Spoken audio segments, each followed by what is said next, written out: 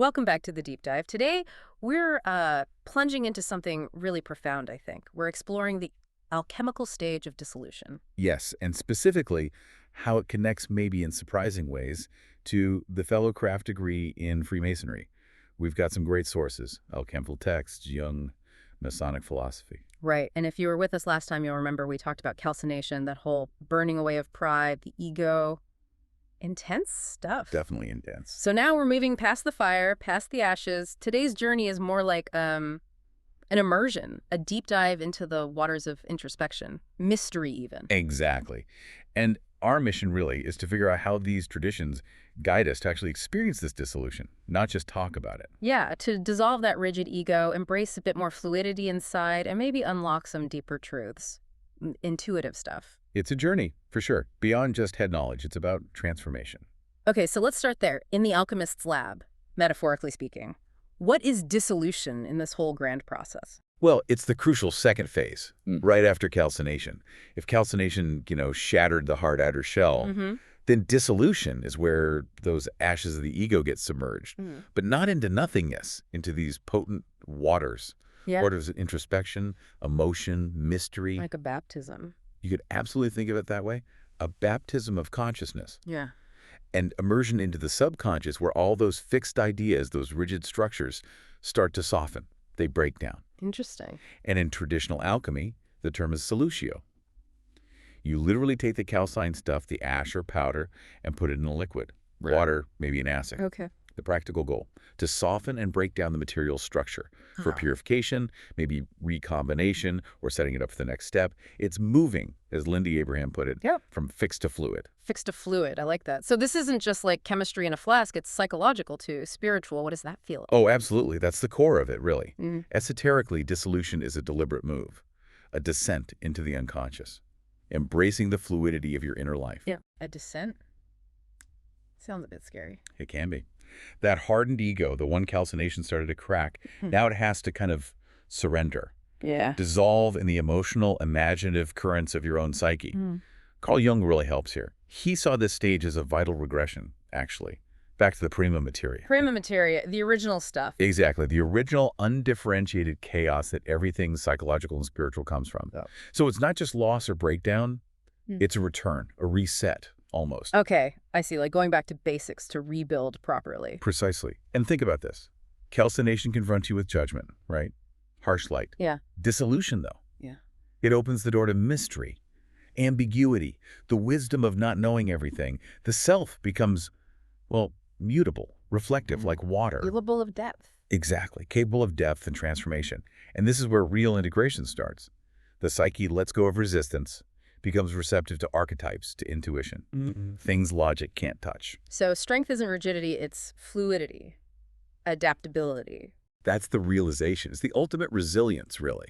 Not weakness at all. That really clarifies the shift. And speaking of water, obviously it's the key element here.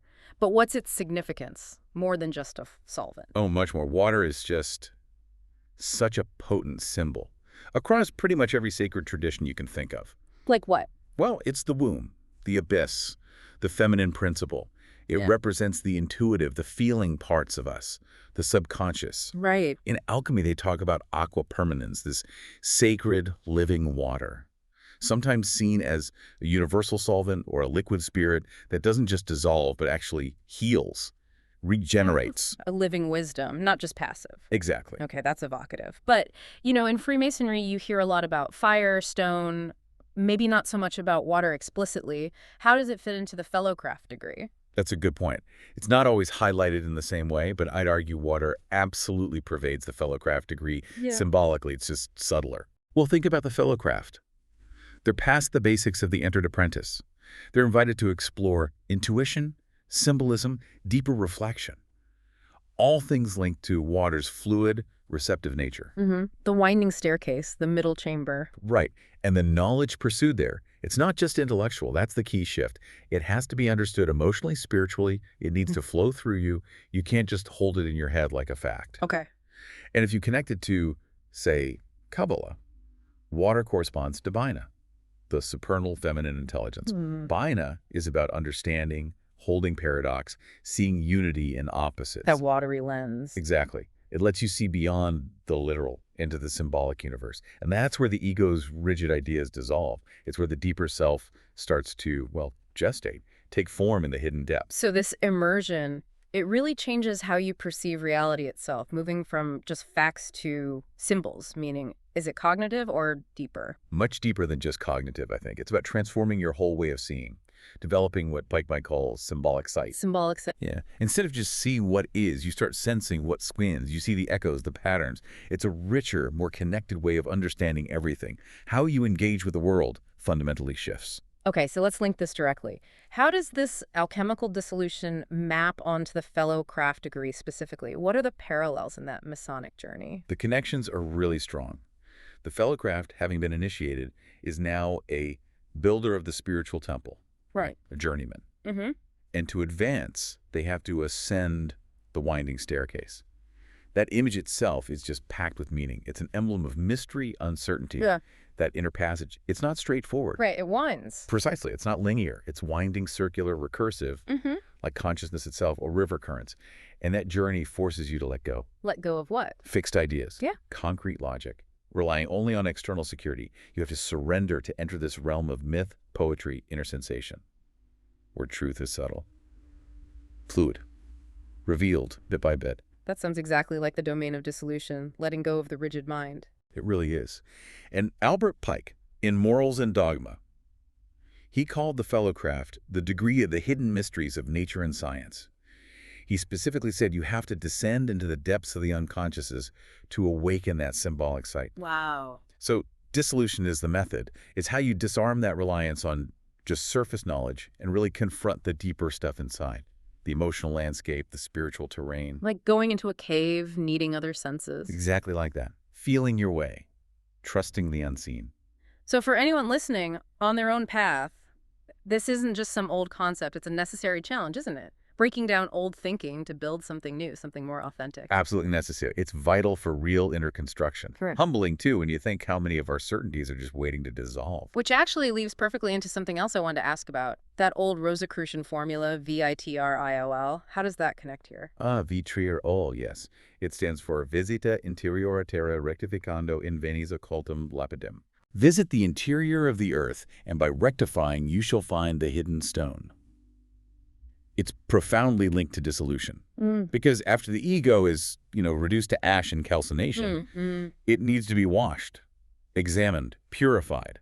And that happens in this fluid medium of introspection. Visiting the interior of the earth, so a descent into the soul. That's the metaphor, exactly. Yeah. A psychological excavation. Digging up buried truths, old traumas, raw emotions, the archetypes hiding down there. Right. The water of dissolution is like a current revealing what's hidden, loosening the soil of the unconscious so transformation can happen. Right. And that word rectifying is key. Rectifying, setting right. Yes, but more like aligning.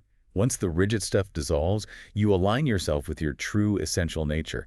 It's in that fluid, uncertain state that the hidden stone, the true self, the philosopher's stone perhaps, can finally be seen, nurtured. And even though Masonry doesn't use that specific acronym? Right, it doesn't. But the underlying idea, it guides how symbols are revealed progressively. Think about the Fellowcraft exploring the 7 liberal arts and sciences. Okay. They aren't just academic subjects. They're presented as streams of knowledge, emphasizing pattern, harmony, resonance, arithmetic, geometry. They become elegant expressions of cosmic harmony, not just rules. So they help rectify your perception, reveal that hidden order. Exactly. Tools for inner architecture, not just measuring the outside world. You mentioned earlier dissolution being a mythic realm. Can you expand on that? What does that mean for how we experience things? Yes, the mythic realm. It's the place of dreams, visions, sacred forgetting even, where the everyday noise fades. Sacred forgetting. Yeah, like Okay. forgetting the small constructed self. Just as water washes away form, it can cleanse identity, loosen the ego's tight grip. And that allows a deeper mythic consciousness to emerge. Jung's archetypes again. Precisely. This is where you become aware of them not just as ideas, but as living forces. The hero, the shadow, the great mother. You start to see these universal patterns playing out within you and around you. So it's not just recognizing them, but feeling them. Experiencing them. As a personal ego stories soften, These bigger, universal currents can flow in. It's like shifting from being the solo actor to realizing you're part of this ancient, grand drama. Wow. And the Masonic tracing boards, the lectures in the second degree, they tap right into this. The middle chamber isn't just a room. It becomes a symbol, a psychological state for listening, observing, feeling. Numbers become sacred. Geometry poetry. Exactly. Sound, proportion. Yeah. They resonate within the soul. The world gets re-enchanted in a way. Which brings us to the letter G. Huge in the Fellowcraft degree, it's not just geometry or God. It's more, I think. It points towards gnosis, that inner knowing, the kind that arises from symbolic understanding, from direct experience. And that kind of knowing, you can't just learn it from a lecture. You can't grasp it with logic alone. It has to be experienced, felt in the flowing waters of the heart. Intuitive immersion. That's a powerful distinction. Gnosis as experience, not just concept. It really drives home that move beyond the purely intellectual. But, okay, practically speaking, how does this dissolution actually show up in someone's life? What might it look like day to day? Right, because it's not always dramatic visions. Often it manifests as, well, periods of intense introspection, maybe feeling emotionally fluid, even confused. Things that felt solid, identity, career, relationships, suddenly feel uncertain. Your sense of self starts to shift. Disorienting. Very. Jung talked about ego death by immersion, surrendering to forces bigger than your conscious self, the unconscious, the archetypal feminine. Ego death by immersion, like standing at the ocean's edge. Yeah, and letting the waves pull you. Not drowning, but trusting the currents to carry you, transform you, even if you don't know the destination. It can be scary, but necessary for real growth. I can see that. And in many spiritual paths, this is where practices like deep meditation, contemplation, active imagination really come into play. They open those inner doors. People might feel drawn to solitude, music, poetry. Exactly. Anything fostering that inward turn. Rituals too, symbolic submersion, night vigils, dream work. They're designed to evoke this state, to invite you to float, drift, trust the unseen guidance within. And Masonry hints at this with the wages. I think so. The reminder that the wages of a Fellowcraft are received in the middle chamber, it's not cash, obviously. Right. It's internal currency, insights, intuitive perception, recognizing singles, that deep satisfaction of connection to self, to the cosmos. That's the reward for the hard inner work. So the payment is that profound internal growth, a shift in understanding. That is a rich reward. Which brings me to something else vital you mentioned, compassion. How does this watery dissolution affect our emotions, our relationships? Yes. This is a really beautiful outcome of the process. Dissolution also, crucially, opens the heart. Well, once those rigid ego structures soften, burn away, and emotions are allowed to rise and flow, there's suddenly space. Space for real compassion, empathy, healing. The hardened heart gets softened. It becomes receptive, vulnerable. You start seeing others differently. Completely, not just as separate individuals, but as souls, fellow travelers on the same, often difficult path. You recognize this shared struggle. And that's key in Masonry, the brotherhood. Absolutely critical. Right. As you progress, brotherhood becomes more than just social. It's spiritual currents binding souls together, a network of support, shared vulnerability. Dissolving that self-centeredness allows empathy to bloom. Makes sense. And just like water seeps into every crack, the awakened soul starts to sense the hidden sorrows in others. You can offer love, light from a place of real understanding, not just duty. So charity becomes flow, not obligation. Precisely. That's the hallmark of true dissolution, you could say. The heart that weeps, heals, and flows towards the divine in everyone. It's fascinating how this intensely personal inward journey leads right back out to a deeper connection with others, transforming the self to serve humanity better. It's a beautiful paradox, isn't it? So let's bring this all together, this deep dive. Dissolution seems to mark the end of certainty. It forces you to stop clinging to dogma, to fixed ideas, and just start swimming in mystery. Yeah. Reduced by fire, now carried by water into the unknown depths, where real wisdom starts to bubble up. And the Fellowcraft degree really embodies this, teaching that knowledge is symbolic. Exactly.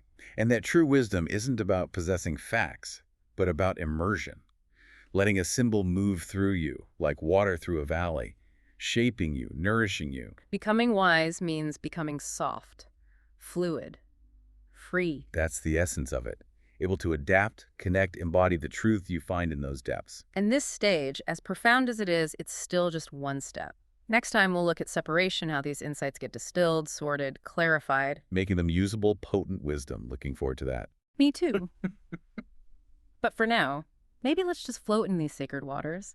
And remember that sometimes, in order to truly know, we first have to find the courage to let go. Well said. Thank you for joining us on this deep dive into the mysteries of dissolution.